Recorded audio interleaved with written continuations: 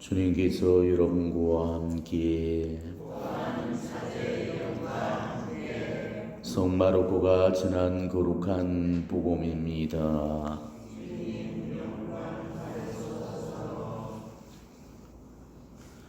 요한이 잡힌 뒤에 예수님께서는 갈릴레아에 가시어 하나님의 복음을 선포하시며 이렇게 말씀하셨다. 때가 차서 하나님의 나라가 가까이 왔다. 회개하고 복음을 믿어라. 예수님께서 갈릴레아 호스가를 지나가시다가 호수에 그물을 던지고 있는 시몬과 그의 동생 안드레아를 보셨다. 그들은 어부였다. 예수님께서 그들에게 이르셨다. 따라오너라. 내가 너희를 사람 낚는 어부가 되게 하겠다.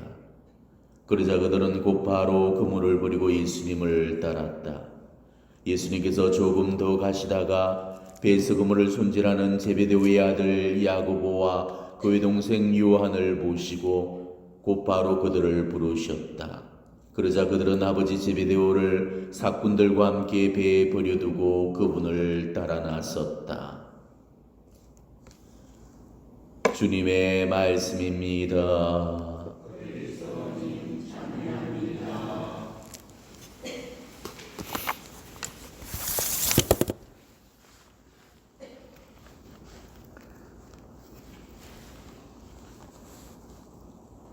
네, 오늘 복음 말씀은 예수님의 첫 번째 제자들을 부르시는 소명사화가 소개되고 있습니다.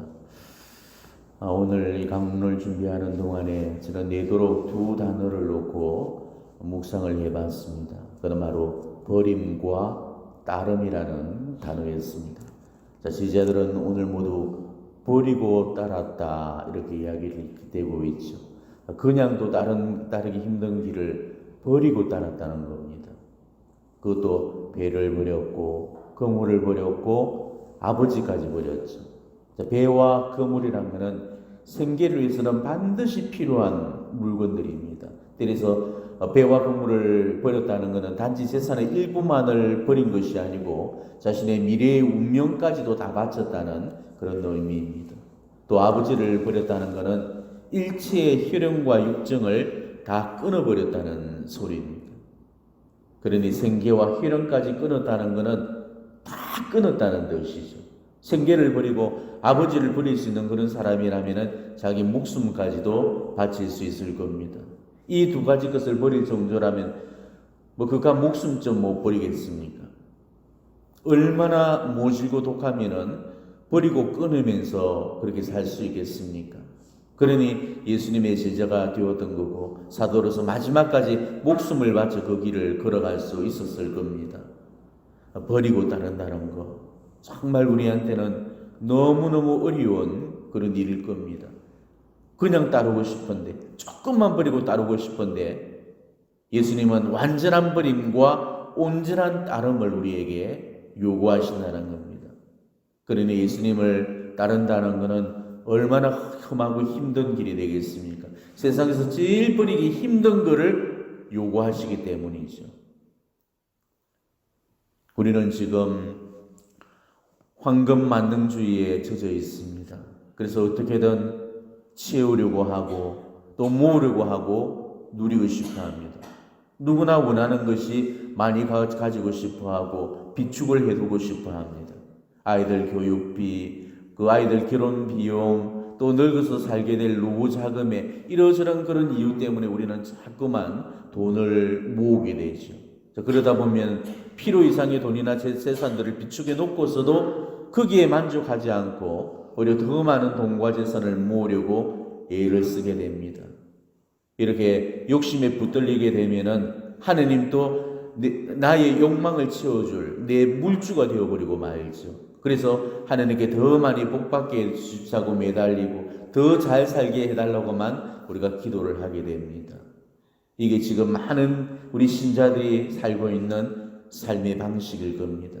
그렇게 욕심 속에서 살아가는 그 삶 속에서 이 버린다는 것은 정말 엄청난 결단이 요구되지 않을 수가 없을 겁니다. 우리는 조그만 거 하나도 버리는 것도 아까워서 벌벌 떨죠. 1년 가야 한 번도 안 쓰는 그런 물건들을 여기저기 먼지가 쌓이도록 버리지도 않고 묵혀놓고 있는 것들이 지금 얼마나 많습니까? 여러분 집에 가셔서 장롱석을 한번 들여다보십시오. 옷장에 몇 년째 그렇게 묶여놓은 그런 옷가지들이 도대체 몇 벌이나 되는지를 한번 헤아려 보십시오. 버리자니 아깝고 입자니 그렇고 남주자니 아깝고 내가 쓰기에는 그렇고 그렇게 구석구석 쌓아놓고 모아놓은 그런 물건들이 또 얼마나 많습니까? 이처럼 버린다는 것은 정말 어려운 일입니다. 버려야 되는 줄은 알면서도 잘 되지 않는 거, 이게 또 버리는 거잖아요. 옷까지 하나도 버리지 못하는데 재산을 어떻게 버릴 거면 목숨을 어떻게 버리겠습니까? 우리는 이렇게 작은 욕심들 속에 붙들려서 살아가고 있는 것입니다. 저도 예전에는 욕심의 동에 살은 적이 있었습니다. 탐욕을 부리면서 가지려고만 했고 버릴 줄을 몰랐습니다. 그래서 나날이 부르만 가는 그 욕심의 한계는 끝이 나지 않았습니다. 제가 회개하면서 제일 먼저 했던 일이 내 안에 가득 찬 그 욕심을 벗겨내는 일이었습니다. 그래서 제일 먼저 저는 옷짐부터 정리를 했죠. 엄청나게 많은 그 값비싼 유명 브랜드의 옷들로 장롱마다 가득 넘쳐나고 있었습니다. 그래서 큰 마음을 먹고 날을 잡아서 옷짐을 다 골라내었죠. 안 입는 옷들, 치수가 안 맞는 옷들, 또 너무나 그 유명한 그런 유명 브랜드의 옷들, 또 유행이 지난 옷들, 어떤 그런 이유로 하나하나를 다 솎아내었습니다. 그러고는 오순절 평화의 마을에 갖다 주려고 차곡차곡 몇 박스에 박스를 담아 놓았죠. 그런데 문제는 제가 오며 가며 자꾸만 이 옷박스에 눈길이 가는 거였습니다. 솎아놓은 그런 옷들이 눈에 보이는 그 순간에 자꾸만 미련이 남는 거였습니다. 이리저리 뒤지면서 이 옷은 가끔씩은 입어질 것 같고 또 이 옷은 한 번도 내가 안 입어본 옷이고 그래서 그렇게 이 옷은 이래서 필요하고 저 옷은 저래서 필요하고 결국에는 이러저런 그런 핑계와 일을 대면서 골라낸 옷들이 다시 장롱 속으로 다 들어가 버리고 말았던 것입니다.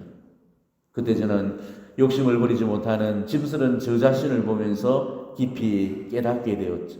정말 내한테서는 옷이 버려야 될 그 짐이 아니고 욕심이 버려야 될 짐이라는 사실을 깨닫게 되었습니다. 욕심을 버리지 않고서는 진정으로 하느님을 따를 수 없을 것 같았습니다. 그래서 미련 없이 그 장롱 속의 옷들을 다 꺼내서 그날부로 바로 갖다 줘버리고 말았습니다. 그리고 두 번째 작업으로 지금까지 모아놓았던 그 돈들을 가난한 사람들에게 한 푼도 남기지 않고 정말 다 줘버렸습니다. 은행에 돈 한 푼도 남기지 않고 그 전액을 다 줬습니다. 그리고 지금은 먹고 생활하는데 필요한 정도 외에는 저는 무일푼으로 살고 있습니다. 근데 참 신기하게 제가 가졌을 때는 크게 가지고도 더 가지고 싶은 그런 욕심을 부렸는데 이 가진 것을 버렸을 때는 더 이상 욕심이 나지를 않았습니다. 지금은 없는 것이 이렇게 홀가분할 수가 없습니다. 가졌을 때는 채우고 모아도 언제나 허덕였지만은 버렸을 때는 모자라도 넘쳐났고 부족해도 넉넉했습니다. 만족은 채울 때 누려지는 것이 아니고 오히려 버릴 때 누려진다는 사실을 깨달았죠. 우리 삶을 망가뜨리는 것은 없을 때보다도 가졌을 때였다는 사실을 저는 깨달았습니다. 요즘은 새로운 작업을 또 하나 시작하려고 합니다. 아직도 많이 남아있는 그 잡다한 짐들 제가 다 정리하면서 하나하나 버리려는 그런 작업을 하고 있습니다.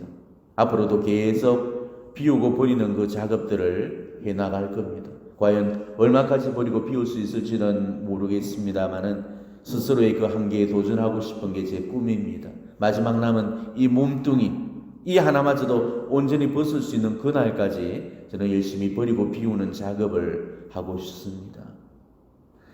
막상 버리고 보니까 정말 버리지 않고 따른다는 거, 이게 얼마나 엉터리고 가짜라는 것을 알게 되었죠. 버리지 않고 따른다면은 그거는 따르는 것이 아닙니다. 수억 대가 넘는 돈을 쥐고 있었을 때는 돈이 든든한 백이었습니다. 사제생활이 힘들 때마다 돈도 있겠다 신분 때려치우고 그 돈 가지고 장사하면 되지 그런 마음까지 먹은 적도 있었습니다. 그러니 어떻게 이런 생활을 따른다고 말할 수가 있겠습니까? 버리지 않고 따른다는 것은 따르는 게 아닙니다. 가진 게 너무 많다 보면은 그걸 관리하고 지키는 데 신경 쓰느라 하느님을 향한 그 마음이 약화되어질 수밖에 없는 거죠. 그러다 보면 점점 하느님한테서 멀어지게 되는 것입니다. 예수님을 찾아왔던 부자 청년 이야기 다들 잘 알고 계실 겁니다. 그가 윤리도덕적으로 완전 무기라고 흠없는 그런 생활을 했더라도 가진 것을 버리고 나를 따르라는 그 주님 말씀 앞에 결국 우상이 되어서 돌아설 수밖에 없었던 거죠. 부자 청년처럼 가진 것을 버리지 못할 때는 결국 주님을 따를 수가 없습니다. 가진 것을 버려야만 하느님을 만날 수 있고 비로소 예수님을 온전히 소유할 수가 있는 거죠. 호주머니 안에 들어있는 것조차 버리지 못하는 그 사람이 내 목숨을 어떻게 버릴 수가 있겠습니까? 그런데 우리는 자꾸만 버리는 연습들을 해나가셔야 됩니다. 그래서 마지막 내 목숨까지도 버릴 수 있을 때까지 우리는 열심히 버려야 됩니다. 이게 진짜 예수님을 따르는 길이죠. 목숨까지 버리는 사람이 뭐를 못 버리겠습니까? 목숨마저도 우리 주님을 위해서 버릴 수 있을 때 비로소 우리의 신앙이 완성되어질 수 있을 겁니다. 누구든지 처음에는 버리는 것에 대한 그런 두려움이 큰 법이죠. 그래서 쉽게 버리지를 못합니다. 평생 입지 않는 헌옷까지 한 가지도 막상 버리려면은 정말 꼭 필요할 것 같고 없어서는 안 될 것 같죠. 그렇지만은 막상 버리고 나면은 정말 속이 후련하고 날아갈 것만 같습니다. 여러분 냉장고, 냉동실을 정리하거나 또 어질러진 수납장을 정리한 그런 경험들이 다 있으실 겁니다. 구석구석마다 뭔 내용인지도 모를 그런 포장물들이 빼곡하게 들어차 있는 그 냉동실. 버릴 것들 버리고 다 정리해 놓고 나면은 기분이 어떠십니까? 정말 속이 후련해지고 뿌듯해지죠. 이런 거를 텅 빈 충만감이라고 그럽니다. 비어 있어도 충만한 느낌. 그거는 채우고 있을 때는 결코 누릴 수 없는 충만입니다. 우리는 뭐든 모아 놓아야만 누릴 수가 있고 많이 가져야만 충만할 수 있다고 그렇게 생각을 해버리잖아요. 그렇지만은 가지는 것을 누리는 거라고 믿는 것은 순전한 착각입니다. 그는 누리는 것이 아니고 매이는 것이죠. 모을수록 욕망 앞에 허덕이기 때문에 채워도 채워질 수가 없고 모아도 모아질 수가 없는 거죠. 이게 바로 욕심의 흙이라는 것입니다. 미국의 마를린 먼로라는 아주 유명한 여배우가 있었죠. 그가 어느 날 이런 말을 한 적이 있습니다. 나는 한 여자가 가질 수 있는 모든 것을 다 가졌습니다. 젊고 아름답고 돈도 많고 하루에도 수백 통의 팬레터를 받고 사람들로부터 사랑을 받고 있습니다. 그리고 나는 지금 건강하고 부족한 것이 전혀 없습니다. 나는 앞으로도 언제나 이렇게 살 수 있을까라고 확신합니다. 그런데 웬일인지 나는 공허하고 불행합니다. 결국 먼로는 1962년 어느 날 밤에 자살을 하게 됩니다. 그리고 그의 사체 옆에는 다음과 같은 뉴스가 발견되게 되죠. 네 인생은 파장하여 문 닫은 해수욕장과 같았다. 먼로가 자기가 가진 그 재산들을 나눴더라면은 그도 그런 길을 선택하지 않고 우리 행복한 인생을 살았을 겁니다. 그렇지만은 버리지 못하고 끊임없이 가지려고만 했기 때문에 결국 충만치 못한 결핍 가문으로 인해서 죽을 수밖에 없었던 거죠. 버린다는 것은 절대 손해보는 게 아닙니다. 은총 속에 살아갈 수 있는 지름길이 되는 거죠. 우리가 많이 가졌다 해서 행복에 비례하는 것 절대 아닙니다. 사마리아 우물가에서 물을 길어러 왔던 그 여인에게 내가 주는 물을 마시는 사람은 영원히 목마르지 않을 거라시면서 다시는 여기저기 귀웃거리면서 물을 길어러 다니지 않아도 될 거라는 우리 주님의 그 말씀 정말 우리가 깊이 새겨보셔야 되겠습니다. 지금 우리한테는 많은 것들이 있습니다. 많아도 지금 너무너무 많습니다. 냉장고 속에 음식도 넘쳐나고 있고 집도 있고 돈도 많고 땅도 있고 주식도 가지고 있고 그런데도 불행감을 느끼면서 사는 경우들이 많죠. 그래서 우리는 늘 목마라 합니다. 예수님께서 주시는 물로 우리가 가득 채우기 위해서는 세상적으로 오염된 그 물을 버리는 그 작업을 행해야 됩니다. 예수님의 생명수로 우리 영혼을 다시금 채우기 위해서는 그 물은 반드시 버려져야 될 물인 거죠. 돈이 좋으면 돈을 다루십시오. 그렇지만은 하느님이 좋은 사람은 하느님만 따르십시오. 아무리 많이 가지고 부유하고 부족한 게 없다 할지라도 하느님 없는 인생은 결국 불행하다는 것만 명심하시기를 바랍니다. 버리지 못하면 따르지 못합니다. 버릴 때야 따를 수 있다는 것, 오늘 복음의 가르침을 깊이 새겨놓도록 하십시오. 가지면서 따를 수 없다면 여러분은 가진 것을 버리겠습니까? 예수님을 포기하시겠습니까?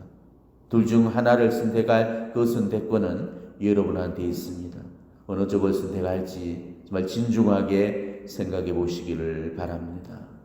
아멘.